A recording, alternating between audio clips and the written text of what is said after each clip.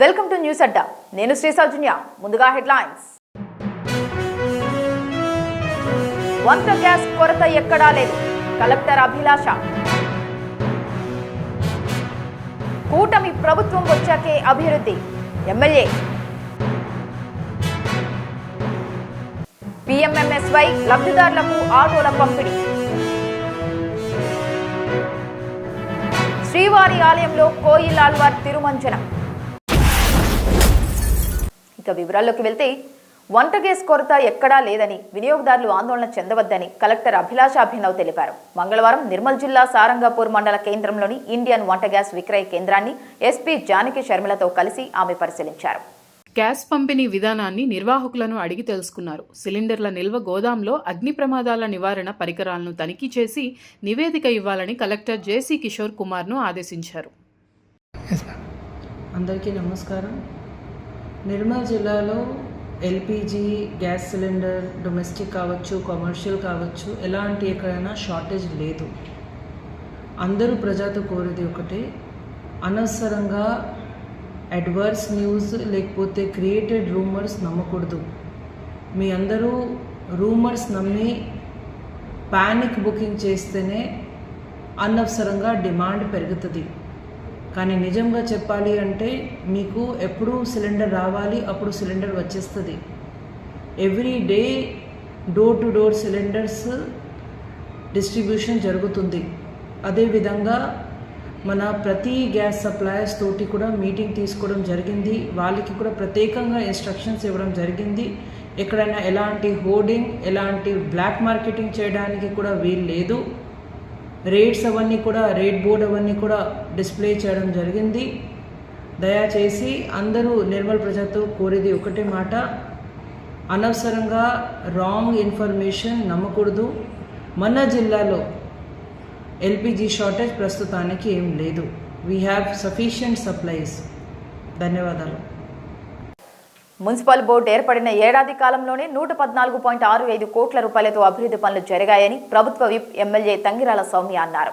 మంగళవారం municipal chairperson Mandava Krishnamurthy అధ్యక్షతన నిర్వహించిన అత్యవసర సమావేశంలో ఆమె పాల్గొని మాట్లాడారు. ఏఐఐబి నిధులతో 103 కోట్ల వ్యయంతో తాగునీటి అవసరాలకు టెండర్లు ఖరారు చేశామని అన్నారు. గత ప్రభుత్వం హయాంలో మున్సిపాలిటీ పరిధిలో ఎలాంటి అభివృద్ధి జరగలేదని విమర్శించారు. ఈ సమావేశంలో తెదేపా, జనసేన పార్టీల సభ్యులు పాల్గొన్నారు. మత్స్యకారులను ఆదుకునేందుకు ప్రధానమంత్రి మత్స్య సంపద యోజన పథకం ఎంతో ఉపయోగపడుతోందని తెదేపా జిల్లా అధ్యక్షులు జ్యోతుల నవీన్ అన్నారు. రావులమ్మ నగర్లోని పార్టీ కార్యాలయంలో PMMSY పథకం లబ్ధిదారులకు మంగళవారం ఆటోలు పంపిణీ చేశారు.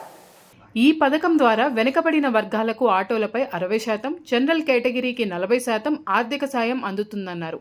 ఈ కార్యక్రమంలో SVS అప్పలరాజు, జీను మణిబాబు, బురి సత్తిబాబు తదితరులు పాల్గొన్నారు.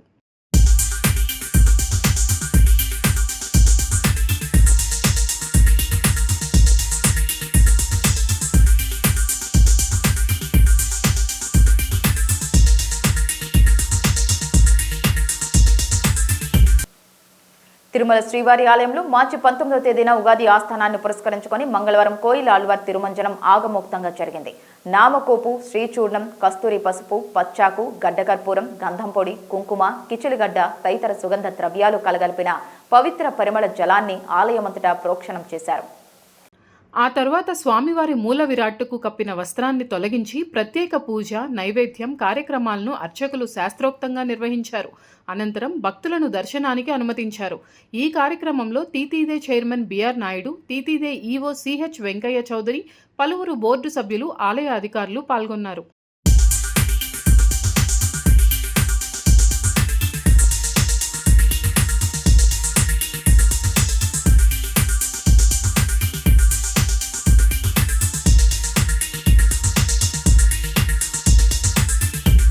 కోయిలాల్వార్ తిరుమంజనం అంటేనే, కోయిల్ అంటేనే టెంపుల్, ఆల్వార్ అంటే డివోటీ, అండ్ తిరుమంజనం అంటే ప్యూరిఫికేషన్.